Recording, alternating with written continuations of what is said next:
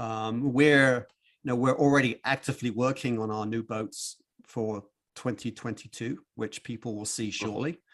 Okay. And we're already discussing 2023. So, I mean, Okay. you've been in this product cycle, Wade. Mm-hmm. You've been in this industry. You and I are both dinosaurs. We've both been doing this for a long time. I mean, You're just you don't more just of a wake up. brontosaurus. I'm more of a T-Rex. You don't wake up one day and go, let's build this boat. I mean, it's years and years of planning that go into it, testing, et cetera, et cetera. Oh, so, yeah, for sure. So we're 24 plus months out, thinking about what's coming. Obviously with new stuff right around the corner for the year ahead. Yeah, and there's something else that really exploded here in the all around that I'd never really paid that much attention. It's the extreme slalom. What's your opinion of that extreme slalom? How is the extreme slalom compared to US and Europe? We had it here at the Charlotte Whitewater Center. There was some extreme slalom, and there's been kind of a rush for boats around that. What's your opinion on the extreme slalom stuff? Yeah, I mean, extreme slalom is what the International Canoe Federation calls boatocross. You and I call it boatocross. The ICF call it extreme slalom. It is basically the same thing. They just have a few more rules about not running people over and knocking teeth out. That's true. No pulling spray skirts. So extreme slalom, again, just for your viewers, extreme slalom is going to debut in the 2024 Olympics in Paris. Gold medal. That's a big deal, right? It is a huge deal. So slalom is still in the Olympics, but I think we can all agree that slalom, as beautiful as that sport is, how they paddle, the boats that they paddle are a million miles away from the type of boats that you and I paddle. There's a massive disconnect there.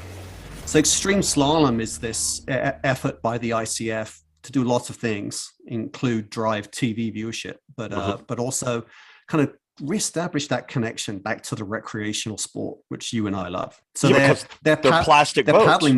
They're paddling mainstream boats. Yeah. So we're seeing a lot of Pyranha rippers being used right now in extreme slalom because it's fast. It's probably the fastest boat out there. There are other boats as well, but the Pyranha rippers being extremely well used. It's already being used. Extreme slalom's already in the World Championships for slalom, and Evie Leafhoff from my home club here in the Nanahaga. She walked away with a bronze medal at the inaugural Extreme Slalom Worlds this year. So that was huge. That was huge for us. And so extreme slalom is in the Olympics from 2024 moving forwards, and we're taking it seriously. It's a huge. I mean, think about the millions of people. That's worldwide eyeballs on it, all over the planet Earth. Yep. Yep. And extreme slalom is a little bit like a NASCAR race. I mean, there's gonna be crashes and burns, right? I mean, and disqualifications apparently. And particularly if you're EJ or Trent. My buddy Trent Long. Yeah, he got disqualified in Charlotte. Then EJ got disqualified in was it Spain? Where was it at? Yeah, I think Evie got disqualified in her last race as well. She was leading and she forgot to do the roll. There's a mandatory roll in every extreme. Wait a minute. You mean roll? Kayak. Yep. Kayak roll. Eskimo roll, kayak roll. They purposely want you to do a complete 360 roll. Yep. So in all extreme races, in all extreme slaloms, there's a mandatory roll in a certain section. And Evie was, I think, leading the race, but forgot to roll. She just saw the finish line and was hauling ass. Hilarious. That's today's knowledge nugget for me. I would not have thought that. You mean in between catch and gates, you have to actually do a kayak roll. Yeah, there's a certain section typically where you have to do it. So it makes sense, right? I mean, even the layman has heard of the Eskimo roll and how hard it is. And, so it's great for the layman watching it. And what's funny is, for all the casuals that really don't know, because what do you do if you tip upside down? It answers that question. There's what do you do in those if you tip upside down? Then I have to explain so all the people that's watching extreme slalom is like, oh, I can't wait for the roll portion. There's going to be that guy or that girl up there like excited to see the roll. Yeah, so this is a huge opportunity for the sport. I mean, to get it into the living room, right? of non-paddlers. So I think we have to take it seriously, and no, we are developing a extreme slalom version of the Ripper.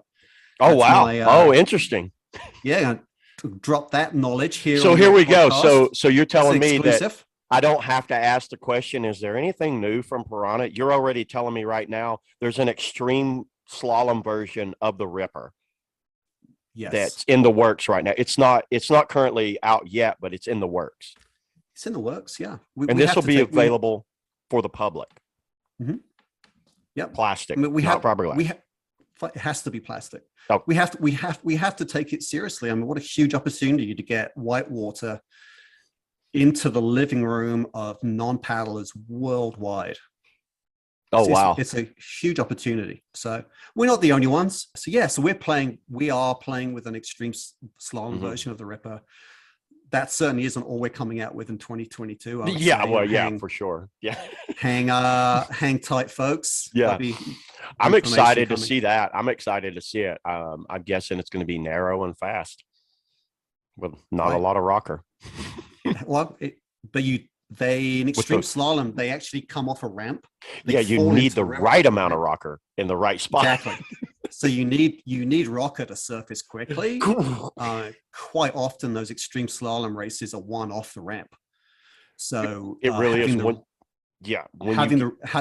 Having the right amount of rocker so it surfaces quickly and carries speed downstream quickly. And getting that lead in that front position and then making it, because it's motocross, like once you have that lead in that front position, now it's like really tough to make a pass because you can't bang people with your paddle or you'll get disqualified.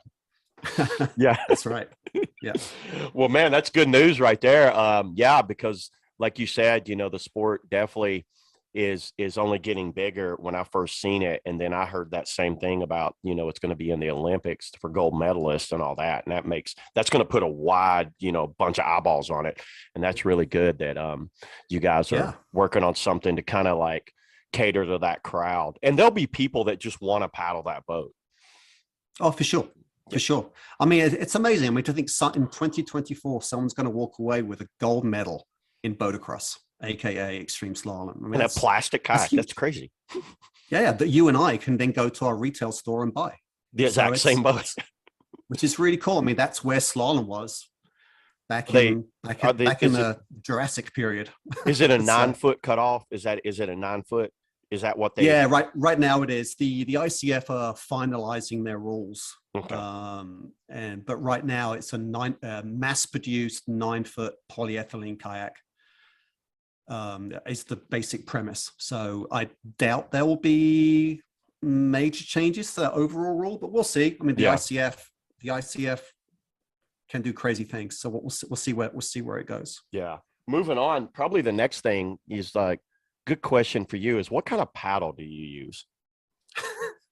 Are we really doing paddle and offset? I didn't ask you your length. I didn't ask you your offset. I could really care because you know why? Both me and you can adjust that on the fly.